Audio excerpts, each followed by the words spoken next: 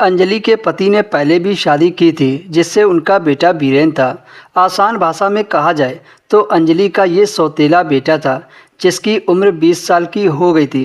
अंजलि बीरेन को ही अपना बेटा मानती थी क्योंकि अंजलि की कोई संतान नहीं थी। अंजलि ने भले ही उसे जन्म नहीं दिया था लेकिन वह बीरेन से बहुत प्यार करती थी।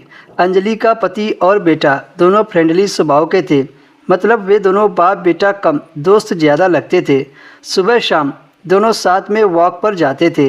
अंजलि का पति दोस्ताना स्वभाव के मालिक थे। वीरेंद्र की अपने पिता से काफ़ी बनती थी।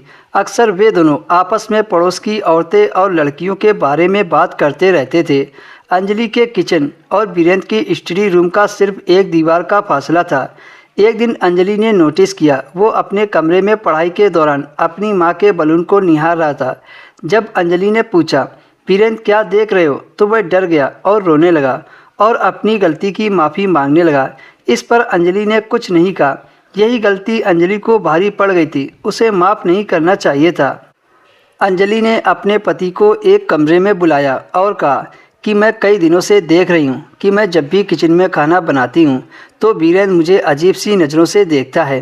अंजलि के पति को बहुत गुस्सा आया और वो वीरेंद्र को डांटने के लिए कमरे में जाने लगा तो अंजलि ने उसे रोक दिया और समझाते हुए कहा, बच्चा है, जवानी की दहलीज पर नया उतरा है, अक्सर ही बच्चों से गलती हो जाती है, तुम उसे कुछ ना कहना, मैं खुद उसे समझा दूंगी।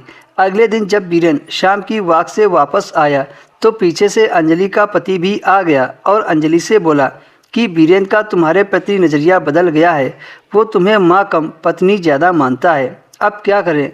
माँ होने के नाते अंजलि का मन तो किया इसकी जमकर कुटाई कर दे, लेकिन पति के रोकने पर इस बार फिर अंजलि रुक गई। कुछ दिनों के बाद सब नॉर्मल हो गया। एक दिन अंजलि अपने पति और बेटे वीरेंद्र के साथ मनाली घूमने गए। वहाँ करीब एक हफ्ता होटल में रुके।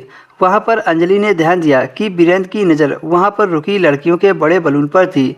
कुछ दिन बाद वे सब घर वापस आ गए। अंजलि ने अपने पति से कहा कि तुमने ही वीरेंद्र को सिर पर चढ़ा रखा है, उसकी गलतियों को कहते क्यों नहीं हो, बल्कि उसके साथ और फ्रेंडली होते हो। कल को अगर उसने ऐसी वैसी हरकत की तो उसके जिम्मेदार आप होंगे। अंजलि के पति ने कहा, मैं एक दोस्त बनकर उसके अंदर की बात जानना चाहता हूँ, तभी तो पता चलेगा कि उसके दिल में क्या चल रहा है। एक दिन सफाई के दौरान उन दोनों की बातचीत एक पेपर में लिखा था जिसे पढ़कर अंजलि हैरान रह गई। उसके पति ने वीरेंद्र से पूछा था, क्या तुम्हारी माँ तुम्हें अच्छी लगती है? वीरेंद्र ने जवाब दिया था, हाँ बहुत ज़्यादा। माँ के शरीर का कौन सा पार्ट अच्छा लगता है? तो वीरेंद्र ने बोला, माँ के पीछे के दोनों पाड़ और आगे के फूले हुए बलून। क्या तुम अपनी माँ के साथ अकेले रहना चाहोगे? वीरेंद्र ने कहा, हाँ मैं एक पति की तरह अपनी माँ के साथ रहना चाहता हूँ। ऐसी बातें पढ़कर अंजलि के तन बदन में गुस्से की लहर दौड़ गई। जब शाम को वॉक से दोनों बाप बेटा घर आए तो अंजलि ने उन दोनों को खूब डांटा और दोबारा इस तरह की हरकत न करने को कहा। उस दिन से वीरेंद्र का अपनी माँ के प्रति देखने का नज़रिया बदल गया। बच्चों को समय रहते डांटना ज़रूरी होता है।